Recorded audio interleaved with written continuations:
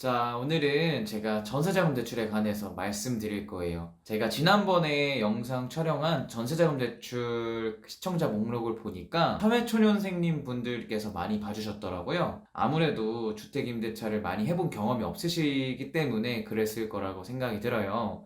그래서 이번 영상은 사회초년생님 분들을 위해서 다시 한번 제가 만든 거기 때문에 전세 계약을 처음 하시거나 또는 전세 대출을 또 처음 하시는 분들께서 보시면 아주 유용할 영상이니까 꼭 끝까지 잘 시청해 주셨으면 좋겠습니다. 바로 시작하겠습니다. 먼저 전세라는 것은요, 내가 일정 보증금을 임대인에게 주고 해당 계약 기간만큼 살다가 계약 기간이 끝나면 보증금을 돌려받는 주택 임대차 유형 중 하나입니다. 월세를 내지 않는다는 점에서 특징이 있는데요. 우리나라에만 있는 특이한 임대차 유형 중 하나죠. 내가 이 전셋집에 들어가고 싶은데 전세 자금이 조금 모자랄 때 받는 대출을 전세자금 대출이라고 합니다. 그렇다면 어디서부터 알아보시는 것이 좋을까요? 일반적으로 내가 주거래 은행이 국민은행이에요. 어렸을 때부터 국민은행을 쭉 써왔어요.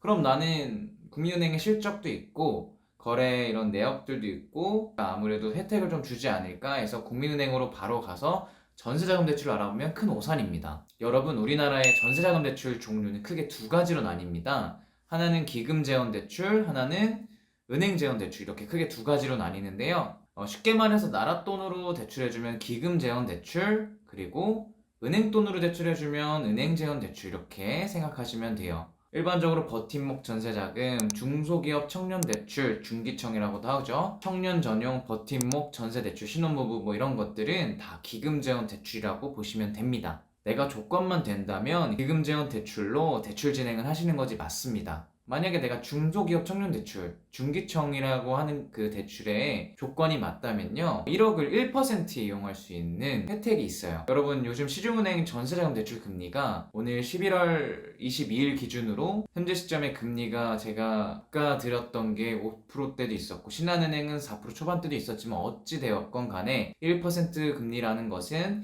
지금 현재보다 4, 5배 정도 차이 나는 금리입니다. 여러분들이 이 대출을 알아보지 않고 바로 은행 쪽으로 가셨다면 10만원만 내도 낼 걸 4, 50만원 낼 뻔했던 거죠.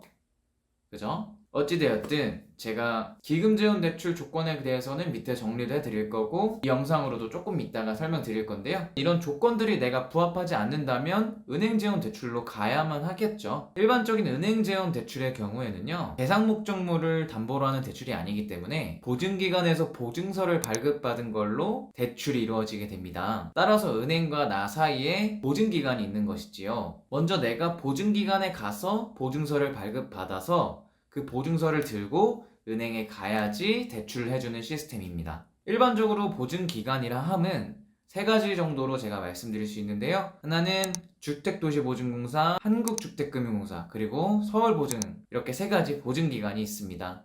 제가 미리 정리를 해드릴게요. 이 영상을 보시는 분들 중에서 주택이 2채 이상 있으세요? 다주택자십니까? 이 영상에 해당 사항이 없습니다. 저에게 따로 연락주세요. 주택이 한 개신가요? 가능은 할 수도 있는데 최대 한도는 3억까지만 가능하십니다. 집이 없으세요? 그러면 기금재원 대출의 가능성이 좀 생기셨네요?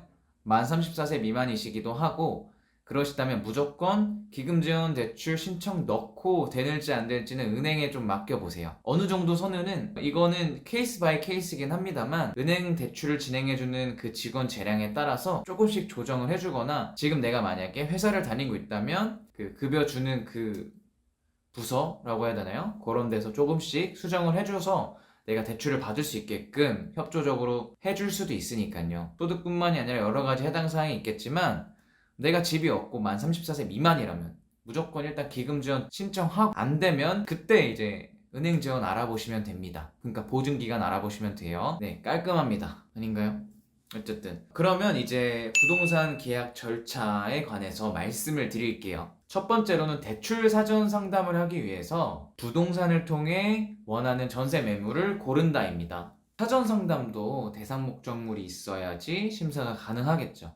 나만 된다고 해서 되는 게 아니라 임대차 물건에 물건도 기준에 따라 달라지기 때문인데요. 이때 부동산에서 알아보실 때 내가 먼저 대출 받을 거다 라고 미리 고지하고 대출 동의가 가능한 집, 그리고 대출이 가능한 집으로 봐달라고 미리 중개사 분께 말씀을 드리세요. 만약에 이 얘기하지 않고 그냥 전셋집 보여달라고 했는데 너무 마음에 들어서 힘들게 등기 뽑아서 은행에 갔는데 만약에 불법 건축물이거나 뭐 다른 사유의 이유로 대출이 불가하면 시간 낭비니까요. 아시죠? 뭐든지 가격이 좋고 그만큼 컨디션이 좋고 너무 모든 것들이 나한테 눈에 좋아 보이는 건 그만한 이유가 있다 보시면 되겠습니다.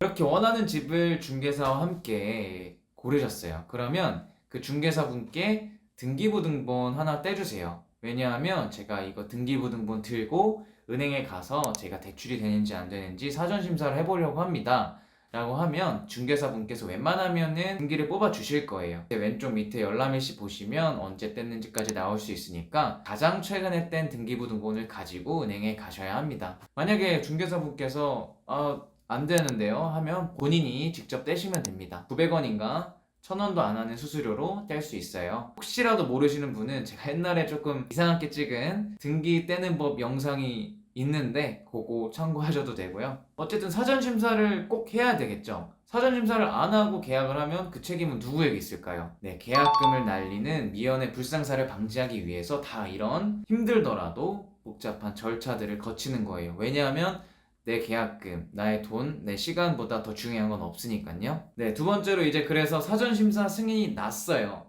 은행에서 된대요. 그러면 계약을 진행하시면 됩니다. 계약을 하면서 이제 계약금을 내죠. 5%에서 10% 정도 계약금을 지불하게 되는데요. 이때 영수증 부동산 중개사분께 꼭 요청드리세요. 웬만하면 당연히 해주시는 건데 혹시라도 안 해주시는 분이 있을 수도 있으니까요. 이 영수증은 나중에 전세대출의 필수 서류 중에 하나로 쓰이기 때문입니다. 계약을 다 하셨다면 계약 당일에 해당 매물지에 관할 주민센터로 가서 아무 주민센터 말고 해당 관할 주민센터가 있어요. 부동산한테 물어보면 됩니다. 나 이거 확정일자 받으러 갈 거다 라고 하시면 어디 주민센터로 가세요 라고 말해줄 건데요.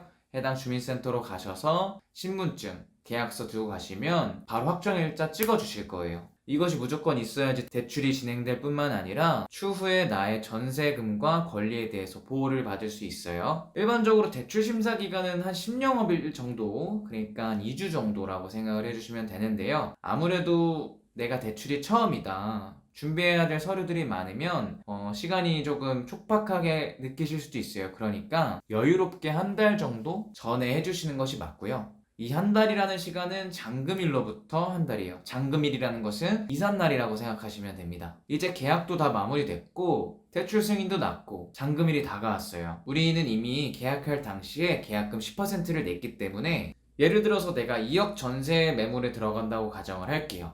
대출은 총 80%를 받는다고 하면 이미 2천만 원은 내가 계약할 당시에 냈겠죠. 그러면 나머지는 1억 8천이 남았고 1억 6천은 은행에서 임대인 계좌로 보낼 겁니다. 그럼 나머지 2천만 원 잔금에 대해서는 내가 임대인에게 잔금을 처리하면 됩니다. 이제 다 완료된 줄 알았겠지만 끝난 것이 아닙니다. 이제 전입신고를 하러 가셔야 합니다. 이때도 확정일자 하셨던 것처럼 계약서와 신분증을 들고 가시면 되는데요.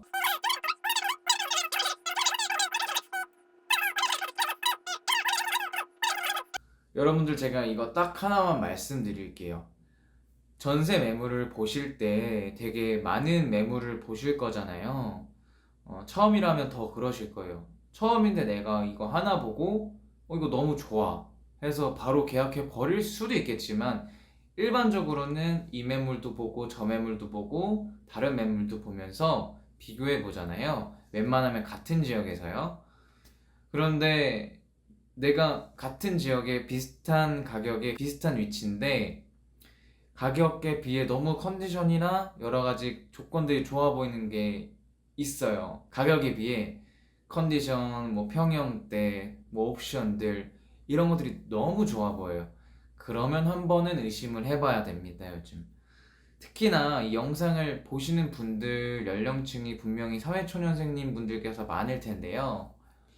아무래도 그렇다면 이 전세라는 것을 들어갈 때 아파트보다는 아무래도 빌라 쪽으로 가실 확률이 높잖아요. 최근에 전세 사기 이런 말들도 많이 나오고 있는데 내가 이 등기부등본을 꼼꼼히 보고 여러 가지 내가 안전장치를 한다 한들 그 가격에는 이유가 있는 것 같아요. 저도 어렸을 때 한번 그런 쪽으로 돈을 날린 적이 있어서 그 피해는 고스란히 나한테 오기 마련입니다. 제가 드리고 싶은 말씀은요, 좋은 부동산을 가서 안전한 계약을 꼭 하셨으면 좋겠고요. 질문 같은 것들은 제가 기금재원대출 쪽은 웬만하면 댓글로 제가 답변을 드리고 있어요. 제가 기존에 있었던 것들은 답변 못하고 앞으로 이 영상에 있는 것들은 제가 최선을 다해서 한번 답변을 달아드릴 테니까 궁금하신 점 있으시면 기금재원 쪽은 이쪽으로 남겨주시고 은행재원 쪽은 카카오비로 연락 주시면 같이 일하고 있는 분께서 잘 얘기를 해주실 겁니다. 여러 가지 또 유의사항들이 있어요.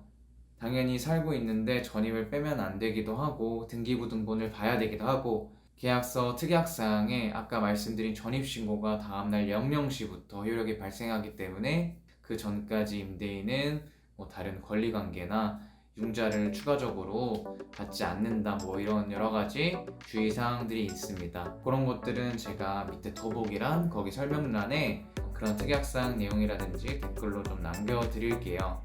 어쨌든 이 영상을 보시는 분들에 한해서는 절대로 속상한 일이 일어나지 않았으면 좋겠고요. 그리고 참고로 말씀드리자면 전세도 투자 유형 중 하나입니다. 월세도 마찬가지고요. 전세로 내가 산다는 것은 아파트 값이 내가 떨어지거나 유지될 거라는 것에 대해서 베팅하는 거예요. 그러니까 당연히 아파트 값이 올라가면 전세자금 대출 안 받고 주담대 받아서 집을 사겠죠. 전세를 산다는 것은 아파트 가격이 유지되거나 떨어질 거라고 내가 생각하고 사는 임대차 유형이에요. 그렇게 한번 생각해 주시면 좋을 것 같네요. 오늘 영상은 여기까지 찍겠습니다. 모르시는 거 댓글로 남겨주시면 제가 안내 도와드릴게요. 안녕.